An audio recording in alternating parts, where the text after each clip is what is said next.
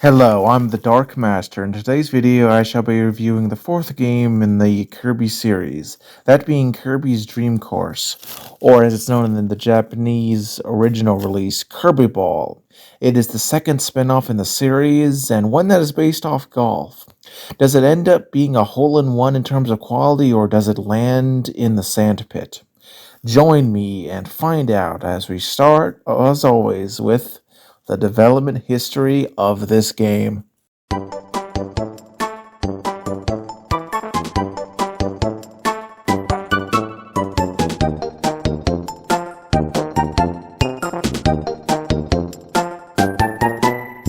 This game's development was a bit more interesting and better recorded than that of Kirby's Pinball Land. Initially, this was to be a new independent title named Special T-Shot, meant to be released in 1992, but with the success of Kirby, it led it to being shelved for a time. It would then be reworked into a Kirby game, implementing characters and copyability system from that series onto the basic golf format. This will be the first in a recurring trend of HAL, where they take an existing game and slap Kirby onto it. Unlike other franchises like Sonic that do this, it actually works due to the simplistic design of Kirby and HAL's dedication to the quality gameplay that they are so well known for. Indeed, speaking of that, this would be the first game in the series to implement multiplayer, and they decided to actually return to the concept of a yellow Kirby from the first game, which was named Kirby, which is a portmanteau combining the Japanese word for Kirby and the Japanese word for yellow, reflecting, well, his color. The yellow-colored second player would become a recurring element in future multiplayer Kirby games that got its start here, and it's very interesting to see. In terms of development staff, there was Takashi Saito as the director, Shigeru Miyamoto and Satoru Wada as producers, Hirokazu Ando returns as the music composer. The mysterious Shinichi Shinomura would serve as a map designer alongside Ketsuki Tanabe and Hidei Kifuji. The more complex gameplay based off golf involved 7 additional programmers, including Tetsuke Abe, Satoru Mitashuni, and Seiji Otoguro. Development went rather smoothly on the game, and it was released in Japan on September 21st, 1994, in North America in February 1995, and in the EU plus Australia in August 24th, 1995. It didn't do particularly well, selling fewer than 60,000 copies, but from what I can tell, it did break even, so I guess that's all that really matters. But enough about this sort of development stuff. How is the story? How is that? Well, unlike with Pinball Land, there actually is a bit to talk about, so let's go ahead and get right into it.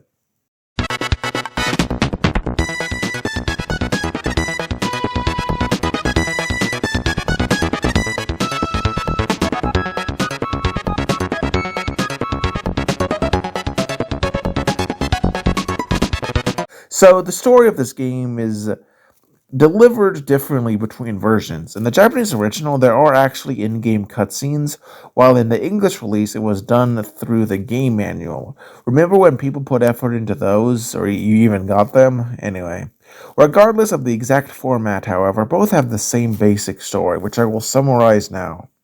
Sometime after the events of Kirby's adventure, humorously referred to as the Dream Spring incident, one night the people of Dreamland awaken, horrified to see that all the thousands of stars are gone. This sends the citizens into a state of deep sadness and depression. They stop eating, laughing, smiling, or having good dreams. In the midst of this chaos, a rumor begins that all of this trouble is due to the king upping to his usual antics, and Kirby goes to confront the king. It's revealed that the king is indeed behind the disappearance of stars, and the castle is filled with traps, and each layer holds a missing star secured by servants and traps. And Kirby, in the end, must defeat the king, who happens to summon a mechanical machine robo deity. Overall, it's not anything award winning, but the fact that a golf game of all things has a complete story deserves some respect and is pretty fine for what it is. But what about what matters most in a video game? How is the gameplay? Is it solid or does it falter?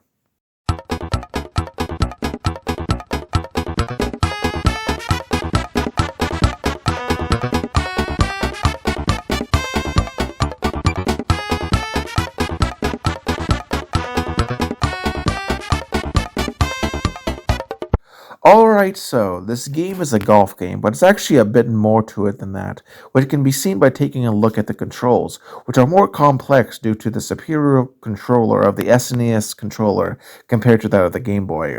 With the left-right arrows of the D-pad, one can alter or adjust the direction that he will move in when he is shot. With the up and down arrows, the player can change between the standard grounder shot or fly shot, and to change between the short and long guide for the grounder shot.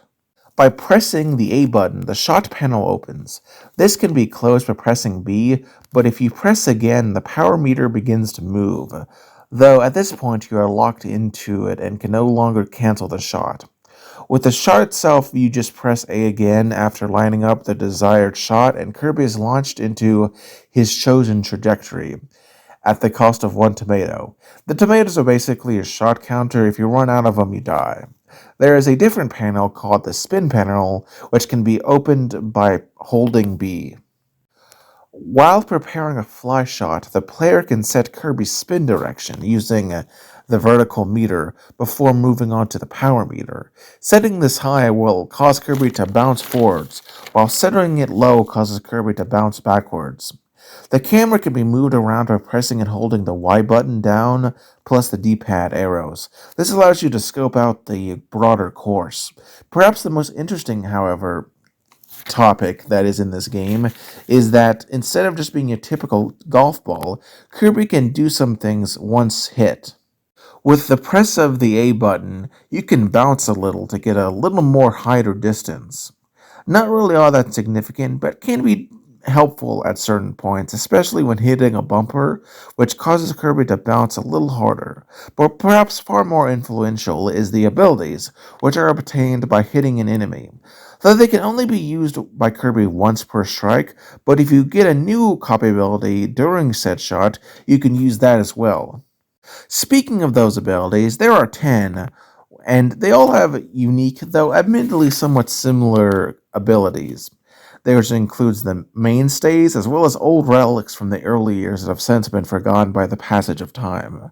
Burning, also called Fireball, turns Kirby into a fireball and rockets him forwards at high speed for a short period of time, which is very useful in some courses. Freeze allows you to go over water instead of falling in, plus it causes him not to bounce on the ground, which is again useful for certain courses. Needle Kirby allows Kirby to stop moving even on slopes, which is very useful. And Stone allows Kirby to also stop on a dime, much like Needle, but slides down slopes, so it's not quite as useful. High Jump causes Kirby to do a tall jumping arc, which is really only useful in certain situations. Tornado is akin to Burning, but can be slightly curved in trajectory using the D-pad. Spark surrounds Kirby with sparks, which allows him to destroy some otherwise invincible enemies. Wheel is similar to burning, but it continues nonstop until it hits an obstacle, which can be a little unwieldy but also useful in certain situations. Parasail allows Kirby to slow down his fall and create more precise landings. And last but not least is UFO, which is the most OP, turning into a UFO for 10 seconds, allowing him to fly nearly anywhere in that amount of time. The abilities and enemies, frankly, make it more of a puzzle game than a full blown golf game, having to hit them all in as few strikes as possible, all while dodging sand pits, bumpers, water, spike pits. It is divided into 8 courses with 8 holes and a boss stage against the king in his mech. When it comes to the 2 player game, it's basically you take turns hitting Kirby or Kibi and try and get it into the hole. There's 4 courses, and I'll talk about them in a bit when I get to the graphics. They all have names, but kind of basically serve the same role as the ones in the single player. It's fun, but don't consider it a necessity to do. You can play this game single player easy and not really miss much. Overall, while I must admit I generally hate golf games, I think that Kirby's Dream Course is solid enough to fully establish the game on its own, and I still enjoyed it, even though I didn't particularly like golf games. And yeah, so really, it's okay. But what about how the game looks? Has the SNES capabilities allowed it to improve significantly, or are things a letdown? Well, join me to find out.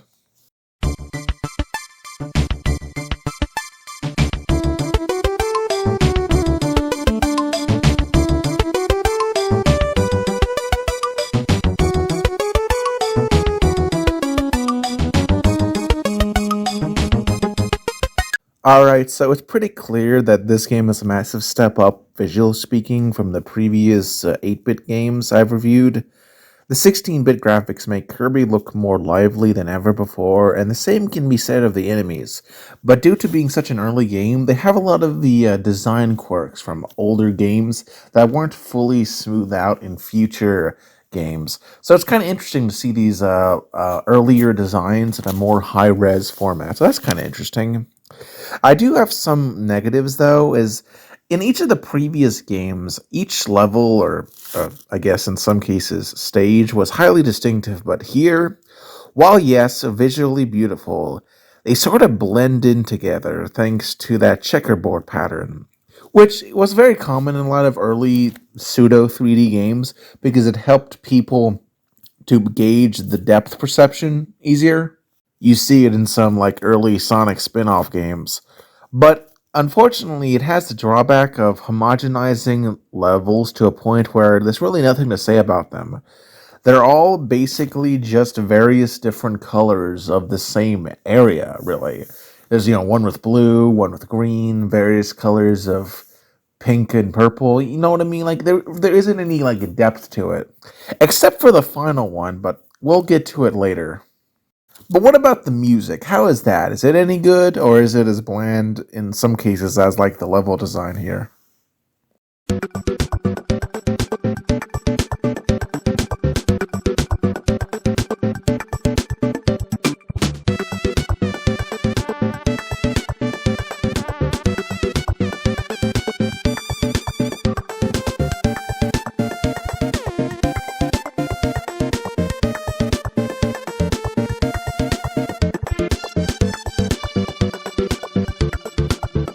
Alright, so listening to the music, I have to say, I thought it was really good. The introduction music ramps up, while the title screen is really chipper. With regards to the other music of note, there is a really good remix of the Mountain stage from Kirby's Adventure. However, the more original music, while catchy at times, is on a whole not as memorable as the previous games, with 2 notable exceptions. There's a theme called Iceberg Ocean that really captures the sort of polar vibe that you would expect, and would return, unlike most of this game's music, in Kirby and the Rainbow Curse, and Kirby's Dream Buffet, and Kirby's Dream Collection. compilation soundtrack, and it even appeared in the orchestra they made for Kirby's 25th anniversary, which is kind of amazing. But the best music has to be that of the final boss, referred to as the Versus Robo DDD theme. It is threatening due to its very fast rhythm, but not overbearing as to become obnoxious. It has also had a great impact on the franchise, from indirect musical similarities in Kirby's Avalanche, Kirby's Toy Box, and the theme of Stage 5 in Kirby's Return to Dreamland.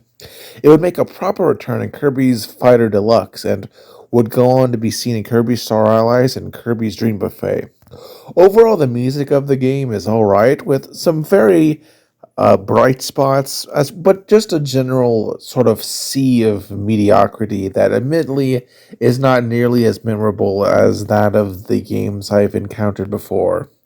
But what about the enemies? How are they? Are they a proper obstacle or not?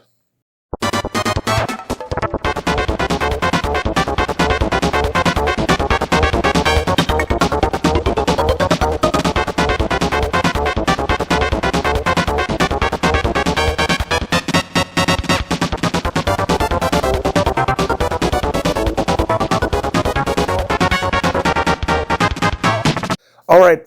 So this game, as I've stated before, does have enemies that, for the most part, act more as targets that must be hit in order to unlock the whole, except for a few, as opposed to full-blown enemies that go out of their way to hurt Kirby.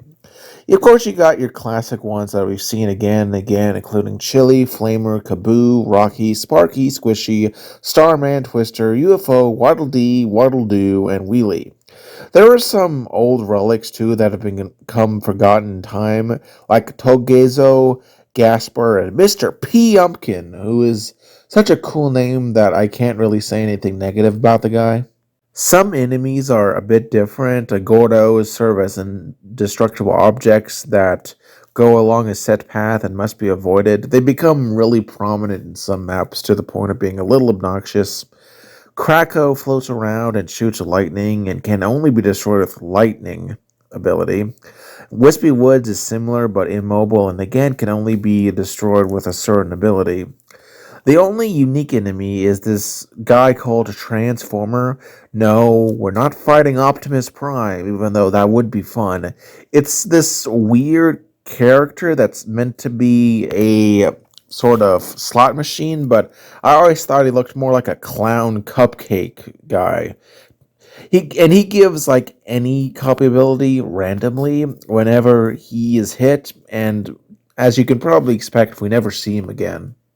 The most notable foe that Kirby faces would be the final boss. Yes, the golf game has a final boss. Now, having a boss at all is kind of impressive, given, golf games typically don't have that, so I think it deserves respect on some level. So, Robo DDD is this sort of giant clockwork type robot that DDD pilots that slowly approaches Kirby, and who has to be hit with him a total of 4 times while dodging the chibi DDDs he releases at Kirby that can kill him in one hit. Not the hardest or most complex fight in video game history, but I respect the attempt. And he actually gets a lot harder in the EX game, where he moves faster and takes more hits. Now that we've covered the enemies of this game, let's talk about the completion requirements and my final thoughts.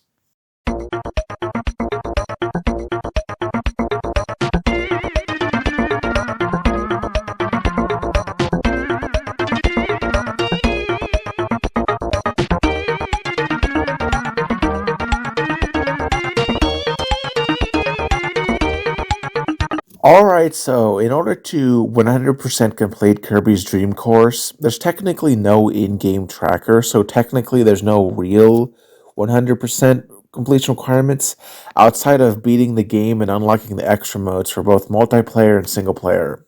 You must earn bronze medals on all courses to unlock the multiplayer extra games, or silver medals to unlock the single player games extra mode. There are different starting positions and enemy formats, and in general harder, extra mode, obviously. In the community, there is an informal 100% completion requirement of getting all the gold medals. And hey, I've seen some people do it, but don't consider it worth it for the average person. It just becomes so tedious. It's not worth it. But I want to congratulate those who do it. I just think it's not recommended for beginners, frankly. As for my overall thoughts, personally, I think it's a solid game, mechanically speaking. In fact, some would say it's even better than Pinball Land. The story is pretty good, and the graphics and music are good for what they are. Of course, they do have some flaws, which I talked about earlier, but overall, they do the job decently well. I don't really like golf, so it's just not as enjoyable as the other games I've played so far, and is one of my personally least enjoyable in the series. But I feel that I have to give it a bit of more recommendation because that's just my preference. And while I personally don't like golf games, I can't say that this is a bad game itself. Because mechanically speaking, I think it works perfectly fine. I didn't have any glitches or any other such things. But that's just me. I think you should definitely give it at least a chance to play it. Especially if you're like a Kirby fan, I think that it's worth playing at least once. If you can get multiplayer, that's awesome. But, obviously, not a lot of people want to play multiplayer games on SNES these days, so it might be a bit hard. And in fact, it's actually relatively easy to find, as in addition to the original SNES release, there have been 4 re releases. In 2007, it was released for the Wii Virtual Console. And on the Wii U Virtual Console, it had a version in 2013 that was released. The new 3DS got it on 2016, and the Nintendo Switch Online service got it in 2019. So there's quite a few places to play it. Before I end this video, I'd like to apologize for forgetting to mention that for Kirby's Pinball Land, there was a 3DS Virtual Console release of it. It wasn't intentional. It's just one of those mistakes that can happen on occasion, especially when you are undergoing a lot of issues in real life, job getting a little harder, which was for me one of the reasons. I deeply apologize for that, though. And so if you want to play Kirby's Pinball Land, well, hey, now you know there's another option. I deeply apologize for leaving that out. Anyway, I'm the Dark Master, and if you like this video, consider liking it. But if you loved it, consider subscribing and sharing it around. Not only will it get more people to see it, but you'll even be able to see more content of the same caliber. Have a wonderful day, and take care.